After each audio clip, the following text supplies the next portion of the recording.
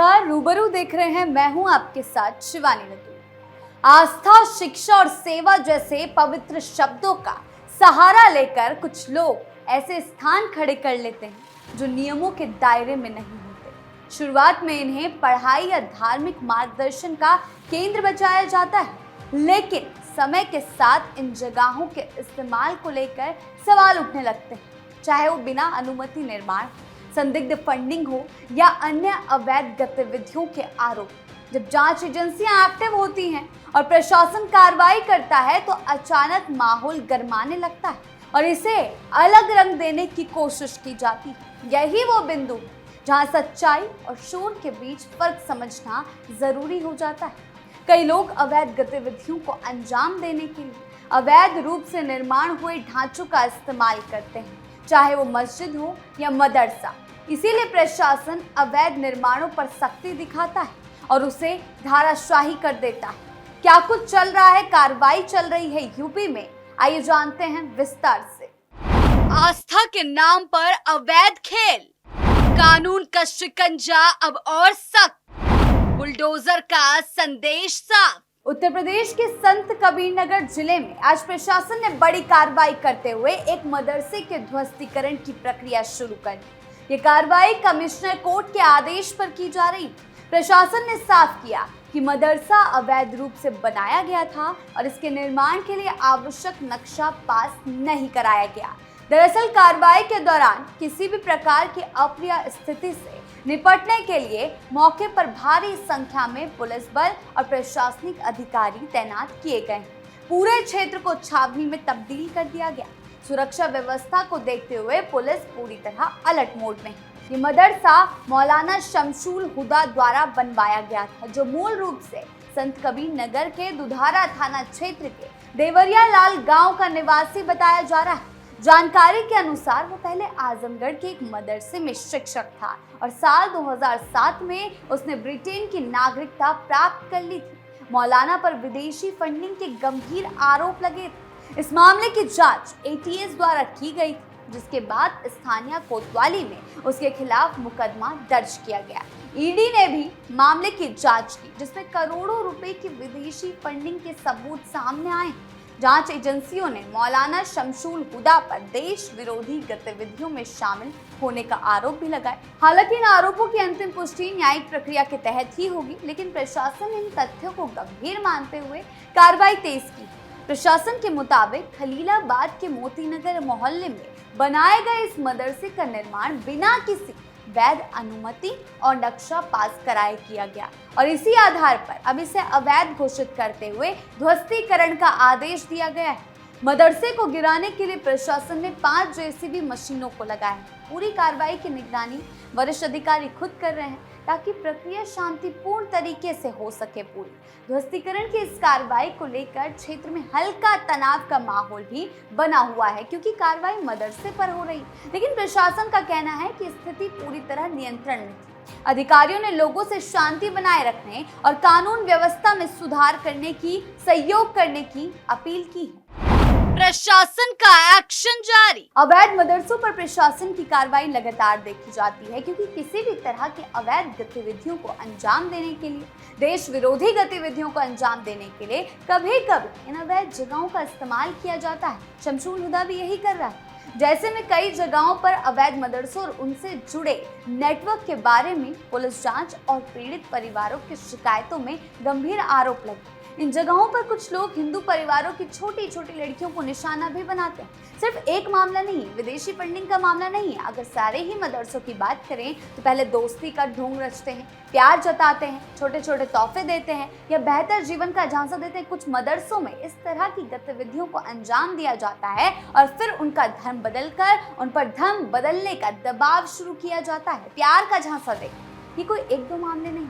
कई परिवारों ने अपनी बेटियों के गुम होने, जबरन धर्मांतरण की बात की।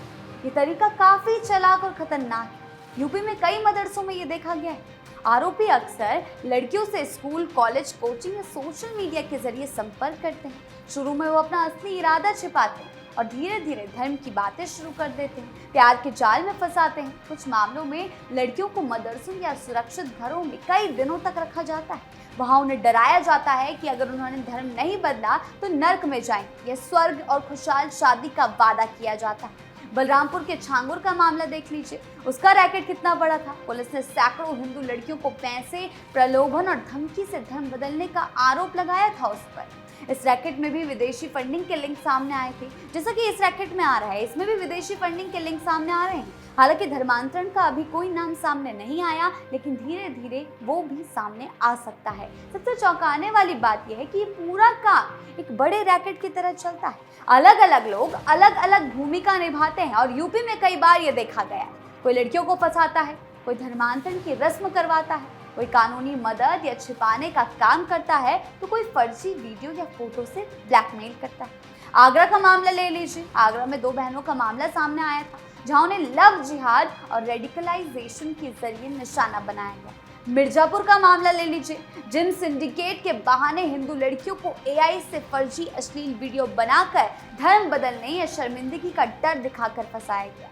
यूपी एटीएस और लोकल पुलिस ने कई राज्यों से आरोपी को गिरफ्तार किया और कई अवैध मदरसों पर विदेशी फंडिंग के जरिए भी इस तरह के काम सामने आए हैं। इनमें पैसों, दस्तावेज और ज्यादा मदरसे बनाने की योजना बरामद हुई। उत्तर प्रदेश में माता पिता आजकल लगातार डर में भी रहते हैं। एक साधारण दोस्ती या फोन पर बात भी बुरे सपने में बदल सकती है। कई हिंदू परिवारों ने बताया कि उनकी बेटी कुछ मदरसों या जुड़े लोगों से संपर्क में आने के बाद अलग कपड़े पहनने लगी, अलग खाना खाने लगे, परिवार से रिश्ता तोड़ने लगे, घर छोड़ने लगे। जब लड़की पूरी तरह धर्म बदलने से मना करती है तो उसे धमकी, मारपीट या उससे भी बदतर हालात करने का सामना करना पड़ता है। जो लड़कियां भाग निकली, उन्होंने पुलिस को बताया कि उन्हें बच्चा गिराने के लिए भी मजबूर किया गया या जल्दी से मुस्लिम लड़के से शादी करा दी गई। योगी सरकार ने 2021 में सख्त एंटी कन्वर्जन कानून लाया ताकि फ्रॉड, लव या जबरदस्ती से धर्म बदलना रोका जा सके। इस कानून के तहत सैकड़ों मामले दर्ज हुए, कई गिरफ्तारियां हुई, कई रैकेट पकड़े गए। कानून कहता है कोई भी धर्मांतरण सच्चा होना चाहिए। धर्म बदलना किसी की खुद की इच्छा है, व्यक्तिगत इच्छा है, और अगर ये उसके खिलाफ होता है तो वो गैर कानूनी है। सरकार अब अवैध मदरसों पर कार्रवाई कर रही है। सर्वे, एसआईटी रिपोर्ट में हजारों बिना रजिस्टर्ड मदरसे पाए गए हैं जो बिना अनुमति चल रहे थे। उन पर एक्शन लिया जा रहा है। अक्सर गणित या साइंस जैसी सामान्य पढ़ाई नहीं होती है इनके अंदर, बल्कि सिर्फ धार्मिक शिक्षा दी जाती है जो कभी कभी उग्र विचारों को बढ़ावा दे सकती है। नेपाल बॉर्डर वाले इलाकों में सैकड़ों अवैध मदरसे और सरकारी जमीन पर बनी संरचनाओं को सील या ध्वस्त किया गया।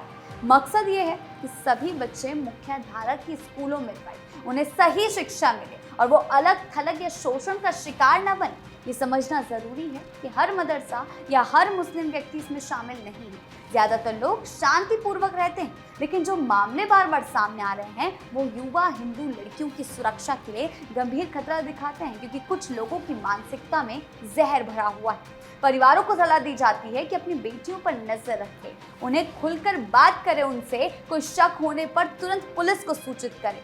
एंटी कन्वर्जन कानून ऐसे कामों को रोकने की ताकत देता है। अदालतों ने साबित कर दिया कि ऐसे मामलों में सख्त सजा दी जाएगी, जिसमें लंबे समय की जेल है। जागरूकता सबसे बड़ा हथियार है। अगर लड़कियां फंसाने के इन ट्रिक्स को जान लें तो वो समय रहते मना कर सकती हैं और सुरक्षित रह सकती हैं। आखिर में सभी लोग धर्मांतरण को लेकर सख्ती से पेश आ रहे हैं, अपने घर परिवार पर ध्यान दे रहे हैं और किसी भी गैर कानूनी गतिविधि पर तुरंत पुलिस को सूचित किया जा रहा है। उत्तर प्रदेश पुलिस और सरकार इन रैकेटों को एक एक करके तोड़ रही है। अवैध मदरसे हो या मस्जिद, उन पर शिकंजा कस रही है। आम लोगों की सतर्कता भी उतनी ही जरूरी है। अगर कोई भी गलत या अवैध तरीके से गतिविधि को अंजाम देता है तो उस पर सख्त से सख्त शिकंजा कसा जाएगा। इस मुद्दे पर लगातार ध्यान देना जरूरी है ताकि कोई और ऐसे जालों में ना फंस सके। और जब ऐसे मदरसों या मस्जिदों पर कार्रवाई होती है तो ये कट्टरपंथी, ये जहरीली मानसिकता के लोग सवाल उठाते हैं। इन्हें ये कार्रवाई चुभती है। हम ये नहीं कह रहे कि सभी मस्जिद मदरसे गलत, लेकिन कुछ मदरसों में जब ये दरिंदगी देखने को मिलती है, दुष्कर्म किया जाता है, धर्मांतरण किया जाता है, तो कार्रवाई होना जरूरी है। और खासकर ऐसे अवैध रूप से बनाए गए मज़ारों पर, मदरसों पर, मस्जिदों पर बुलडोजर की गरज सुनाई देती है। किसी भी तरह का अवैध गतिविधि, चाहे वो धर्म, शिक्षा या किसी भी अन्य नाम पर क्यों ना हो, उसे कानून के दायरे में आकर ही देखा जाएगा। अगर कोई मदरसा, मस्जिद या कोई भी संस्था बिना अनुमति के बनाई गई है या वहां किसी भी प्रकार की गैर कानूनी गतिविधियों के आरोप सामने आते हैं, तो प्रशासन की जिम्मेदारी बनती है कि वो निष्पक्ष तरीके से जांच करे और नियमों के अनुसार कार्रवाई करे, जैसा कि संत कबीर नगर में देखा गया। इसी वजह से कई जगहों पर अवैध निर्माणों पर बुलडोजर चलने की घटनाएं लगातार देखने को मिलती है, चाहे फिर ये लोग कितना भी बवाल क्यों ना मचा ले। ये कार्रवाई किसी धर्म या समुदाय के खिलाफ नहीं, बल्कि कानून के पालन को सुनिश्चित करने के लिए जरूरी है। ये भी उतना ही सच है कि हर मदरसा, हर धार्मिक संस्था गलत नहीं है। ज्यादातर जगहों पर लोग शांति, शिक्षा या पूजा पाठ, आस्था का काम करते हैं, लेकिन जहां कहीं भी नियमों का उल्लंघन होगा, अवैध धर्मांतरण कराया जाएगा, अवैध पढ़ाई, अवैध शिक्षा दी जाएगी, किसी के अधिकारों का हनन होगा, वहां इसी तरह की सख्ती बरकरार रहेगी। आपकी इस बारे में क्या राय है, हमें कमेंट सेक्शन में जरूर बताएं। धन्यवाद।